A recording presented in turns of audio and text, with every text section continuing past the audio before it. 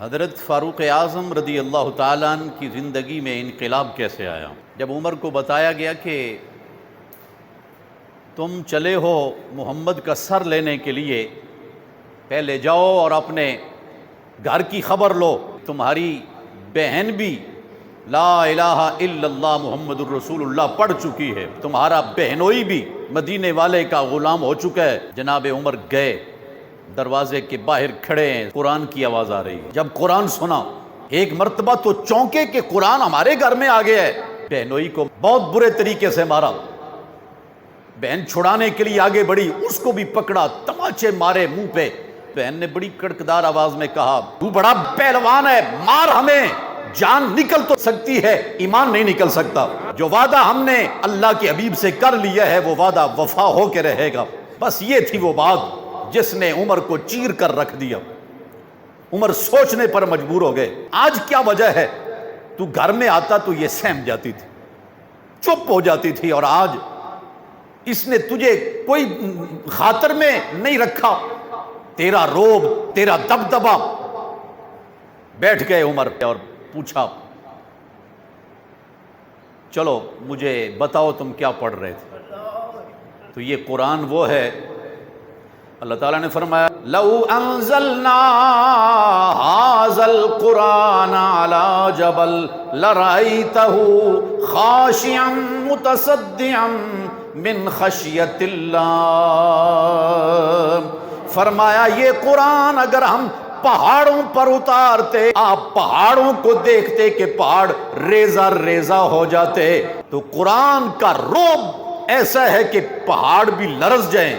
تو جب عمر کے دل پر قرآن نے دستک دی نا، تو عرب کا بے شک وہ بڑا پہلوان تھا، مگر قرآن قرآن ہے۔ پسینے چھوٹ گئے عمر کے، رعب ختم ہو گیا عمر کا۔ اکابر فرماتے ہیں کہ جب بہن قرآن پڑھے گی تو بڑے بڑے بگڑے ہوئے بھائی بھی سمر جائیں گے۔ عورت ماں ہو قرآن پڑھے تو بیٹا حسن ہوتا ہے، بہن قرآن پڑھے تو پھر بھائی عمر ہوتا ہے۔ آج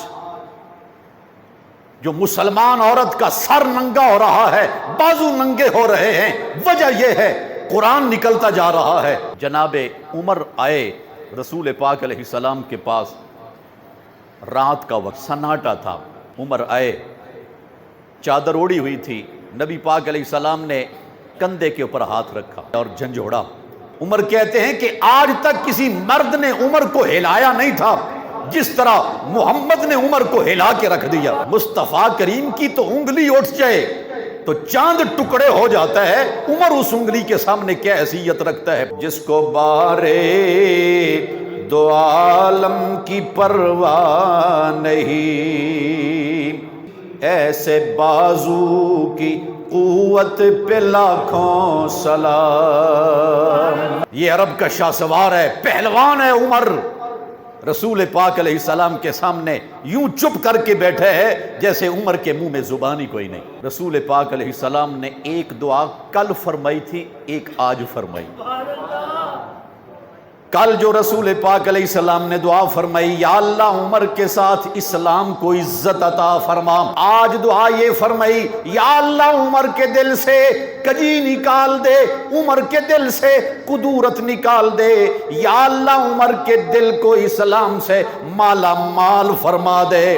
رسول پاک علیہ السلام کی زبان سے الفاظ نکلے، عمر کا دل نور ایمان سے چمکنے لگا۔ پہلے صرف عمر تھے، آج وہ فاروق اعظم بنے۔ حضرت فاروق اعظم فرماتے ہیں میرے دل میں ایک خیال آیا، میں نے کلمہ اس کا پڑھا ہے جو تاجداروں کا تاجدار ہے۔ فرمایا جب میں نے بہت بڑے انسان کا کلمہ پڑھا ہے تو اسلام کے بہت بڑے دشمن کو خوشخبری سنانی چاہیے۔ فرماتے ہیں میں نے زور سے جا کے نا دروازے پر دستک دی، بڑا سہما سہما ڈرا ڈرا آیا، ابو جہل دروازہ کھولا، جناب عمر نے پہلا جملہ یہ کہا مبارک ہو تمہیں، عمر مصطفیٰ کا غلام ہو گیا ہے۔ اس سے پہلے جو مسلمان ہوتا، کسی کافر کو پتا چلتا کہ وہ مسلمان ہو گیا، وہ آگے بڑھتا، گریبان چاک کر دیتا، تماچے مارتا، ٹھڈے مارتا، دھکے دیتا۔ جناب عمر کہتے ہیں کہ مجھ سے پہلے ایسے ہی ہوتا تھا۔ جب میں نے اتنے بڑے سردار کو سنایا نا کہ عمر مسلمان ہو گیا ہے، وہ سن کے نا تھوڑا سا پیچھے ہٹ گیا۔ جو ہی دروازہ کھولا، آواز سنی، فوراً دروازہ بند کر لیا۔ آپ فرماتے ہیں میں نے پھر کسی ماڑے آدمی کا دروازہ نہیں، میں نے دستک دی، میں نے جو تگڑے تگڑے بندے تھے نا ان کے دروازوں پر جا کے دستک دے کے خود بتایا کہ عمر مسلمان ہو گیا ہے۔ میں کبھی سوچتا ہوں نبی پاک علیہ السلام نے کوئی سال ہا سال محنت کر کے عمر کو تیار نہیں کیا، حضور نے ایک توجہ فرمائی۔ میں کہتا ہوں اگر موسیٰ علیہ السلام کی توجہ ہو تو جادوگروں کی زندگی میں لمحوں میں انقلاب آتا ہے۔ یہ تو مصطفیٰ کی نظر ہے۔ جب سید کائنات کی نظر پڑی جناب عمر پر تو عمر کے دل کی دنیا بدلی۔ آپ فرماتے ہیں ایک ایک کے دروازے پر جا کے میں دستک دے رہا ہوں، جو بھی سنتا ہے دروازہ بند کر لیتا ہے۔ قسم رب دی غلامی دا ملتاریا، سارے مکے دی چودر نو للکاریا، آ کے بازار وچ شیر گجداریا، آ کے بازار وچ شیر گجداریا، لوکی اندری وڑے ویخ دے رہ گئے۔ حضرت عمر فرماتے ہیں ایک ایک دروازے پر میں گیا، کوئی مائی کا لال عمر کے سامنے نہیں آیا۔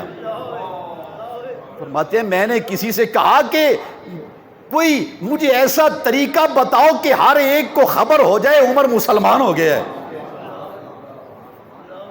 مجھے کسی نے کہا کہ حرم میں چلے جاؤ، حرم میں چلے جاؤ، کعبے کے آس پاس سرداروں کے حلقے لگتے ہیں، ٹولیاں بیٹھتی ہیں، تم حجر اسود اور مقام ابراہیم کے پاس جا کے اعلان کرو کہ تم مسلمان ہو گئے ہو، پھر دیکھنا کہ کوئی رد عمل ہوتا ہے کہ نہیں ہوتا۔ حضرت عمر کہتے ہیں میں وہاں چلا گیا، وہاں جا کے اعلان کیا۔ جب عمر نے پہلے تو یہ تھا کہ ایک ایک دروازے پر گئے، اب یہاں تو بڑا رش، بڑا ہجوم، اور صرف عمر ہی نہیں پہلوان، وہاں اور بھی بڑے بڑے پہلوان تھے اور بڑے بڑے نامی گرامی لوگ تھے۔ جناب عمر کہتے ہیں کہ جب میرا اعلان ہوا کعبے کے باہر کہ عمر مسلمان ہو گیا ہے، فرماتے ایک ہجوم بڑا میری طرف، انہوں نے بھی مجھے بہت مارا، میں نے بھی خوب مارا ان کو۔ ابو جہل آیا، اس نے مکے کے ان نوجوانوں کو کہا کہ چھوڑو عمر کو۔ فاروق اعظم کہتے ہیں کہ وہ ابو جہل مجھے ایک طرف لے جا کے کہنے لگا عمر تم چاہتے کیا ہو؟ حضرت فاروق اعظم کہنے لگے میرا دل یہ چاہتا ہے جب تک اسلام غالب نہ آ جائے میں لڑتا ہی رہوں۔ جس قوم کے جوانوں میں یہ جذبہ پیدا ہو جائے کہ ہم لڑیں اسلام کے لیے، اللہ اکبر، پھر اس قوم کو کوئی دبا نہیں سکتا۔ آگ کے شعلوں میں بھی نعرہ تکبیر کی صدائیں بلند کریں گے۔ لیکن جب سے یہ ساز اور باجا اور یہ گانا اور یہ ناچ آ گیا، اس نے اسلامی غیرت